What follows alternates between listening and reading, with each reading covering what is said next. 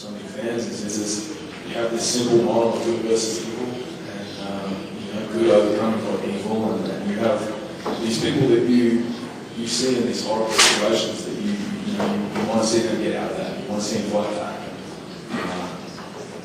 Yeah, I think it's good overcoming evil. Everyone wants the good to win. Eventually, it does.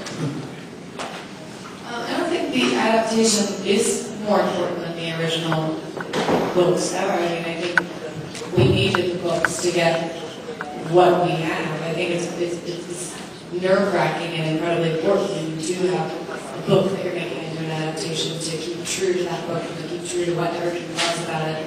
And that was what was so great working with everybody was all of the producers, Lionsgate, Gary Ross, us. We were all fans of the book.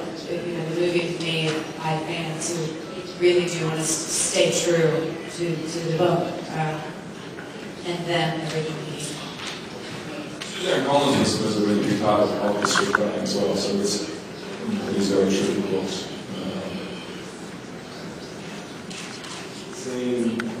Hardest thing was definitely the written stuff. We had 300 extras on set. It took about a week to shoot this scene, and it was over 100 degrees. Yeah, people were passing out, dropping like flies. People fainting, and it was just excruciating. But it also looked like a prison camp. It looked, you had all these young kids, and everyone on set was definitely thinking, this was for real. And watching the kids go off. Battle. It'd be a pretty horrible thing. Yeah, I agree. I think the remake is definitely the hardest and not my favorite. I think my favorite scenes were all in the Capitol, which was a set, blue being wet. And then we shot all the wood stuff first, all the game stuff first. And so by the time we actually got to the Capitol, I was so excited to just be inside and wear a dress and have makeup on. Guillermo has been one of the most influential people in my life. Guillermo, I'm sorry, you guys didn't hear. He directed me in my second movie and taught me so much, and I have such a place in my heart for him, and he's brilliant, and I adore him, and he did a wonderful, wonderful job. I mean, it's horrible, right? There's always, in every country there are starving people, and there's war, and there's famine, and there's things that seem almost impossible that we can't control or help. This movie is set in the future. It's a fictional book. It's science fiction. I don't think we were necessarily saying this is what we should do, this is what we shouldn't do. It was just simply a fictional story that didn't, yeah. Yeah. It's fiction, and then it does show a grim world that where something is going clearly wrong, and you have this corrupt government that's punishing these small towns that don't have money or technology.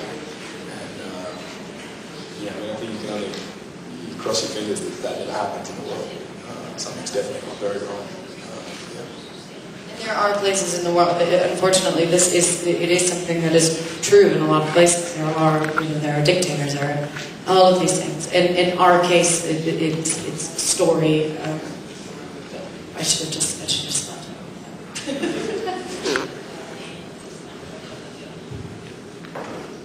Yeah, I think people are building up the me working in the soundtrack thing a lot. I'm not a good singer. Everybody knows that. I've been working with Lenny Kravitz. I've known Lenny Kravitz for a long time. He's one of my favorite people in the world, and incredibly talented, obviously. And it was all of the music was all written and produced by T-Bone Burnett, who's the best thing that's ever happened to the music industry. The best thing that's ever happened to the music industry.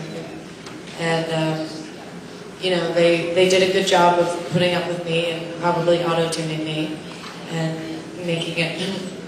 I'm not a good singer. It was great working with them. I love music and I'm a huge fan of them, but yeah, that wasn't my strong suit.